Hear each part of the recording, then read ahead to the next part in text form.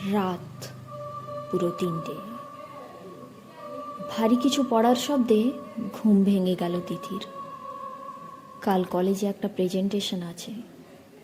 চোর এসেছে ভেবে সে তড়িঘড়ি করে উঠে বসলো বিছানার উপরে।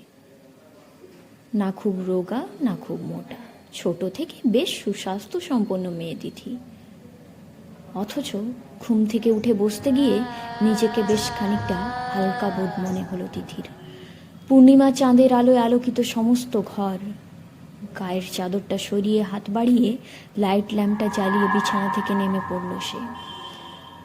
আলো আঁধারির খেলায় ঘরটা কেমন মায়াবী লাগছে। মন্থর পায়ে জানলার কাছে গিয়ে দাঁড়াতেই চোখে পড়ল ওদের বাড়ির কিছু দূরে একটা অ্যাপার্টমেন্ট। পরশু সেখানে একটা ছেলে আত্মহত্যা করেছে।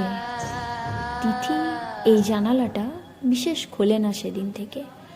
আজ অ্যাপার্টমেন্টটা চোখে পড়তেই বুকের ভেতরটা থড়াস করে উঠল তিথির।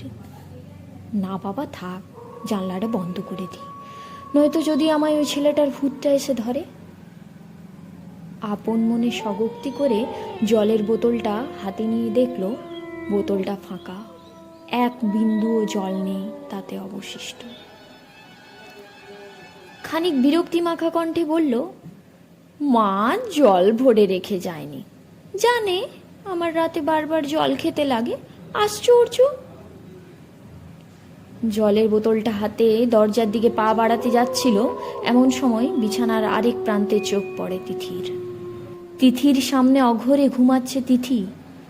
চিৎকার করে ওঠে মেয়েটা, মা, বাবা, কোথায় তোমরা?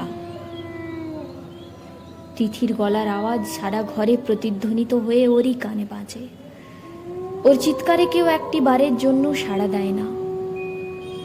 হতাশায় ভয়ে আতঙ্কে তিথি চিৎকার করে ওঠে, কিন্তু এবারেও তার চিৎকার কারো কানে পৌঁছায় না।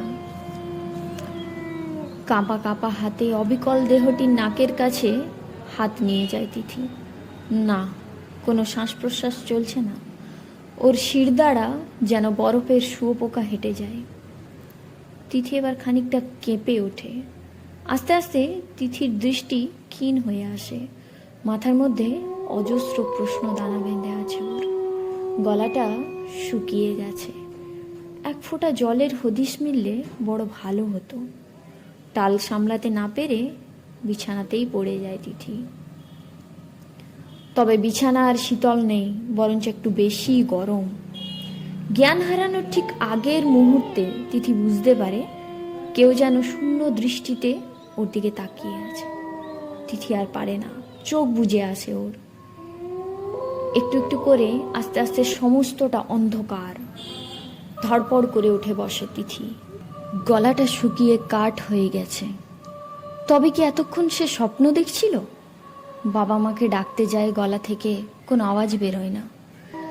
বিছানার পাশে টেবিলে রাখা বোতল নিয়ে দেখে তাতে এক বিন্দু জল নেই, কিন্তু সে এবার আর উঠে দাঁড়ায় না। সে অনুভব করতে পারছে ঘরটি আগের তুলনায় বেশ গরম। একটু আগে দেখা স্বপ্নটা সে ভুলে যেতে পারছে না। হয়তো এখন পিছনে ফিরে তাকালে দেখতে পাবে বিছানার আরেক প্রান্তে শুয়ে আছে আরেকটি দেহ, অবিকল তিথির মতো। ঘড়ির দিকে তাকায় ও, আর দেখে রাত পুরো 3টে।